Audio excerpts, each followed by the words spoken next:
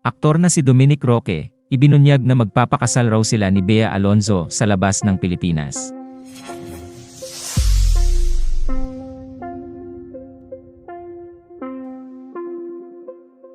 Ibinunyag ng aktor na si Dominic Roque na magpapakasal raw sila ng kanyang fiancé na si Bea Alonzo sa labas ng Pilipinas.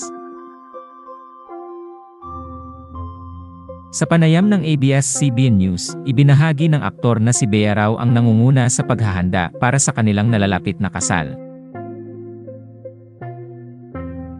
Ibinahagi rin niya na magaganap raw ang kanilang kasal late this year at ito ay magiging destination wedding na gaganapin sa labas ng Pilipinas.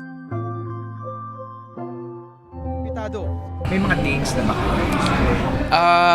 Basta late this year. Nakompleto na ba ang list of ninongs and Hindi pa kompleto. Yeah. Wow. Pero, kasi since destination wedding siya, marami bang guests? Or sobrang konti? Hindi naman ganun kadami. Like, intimate lang din. Sinabi rin ni Dominic na hindi pa raw kumpleto ang listahan ng kanilang principal sponsors para sa kanilang kasal. Ayon sa ulat ng ABS-CBN News, target raw nina Dominic at Bea na makapagpadala na ng save the date invitations sa mga imbitado ngayong buwan. Sabi ng aktor, mas hands-on raw ang mga babae kaysa sa mga lalaki. Sinabi rin niya na nagbabahagi pa rin daw siya ng kanyang input para sa kanilang kasal. Samantala, inamin ni Dominic na nalungkot siya sa paghihiwalay ni Catherine Bernardo at Daniel Padilla, na dati niyang nakatrabaho at naging matalik na kaibigan.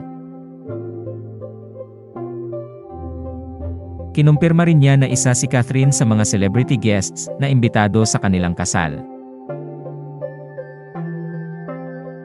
Ayon sa ulat ng ABS-CBN News, unang kinumpirma ng aktor na nagkaroon daw ng lamat ang pagkakaibigan nila ni Daniel noong 2020. Matatanda ang inanunsyo nina Dominic at Bea na engaged na sila noong July 2023.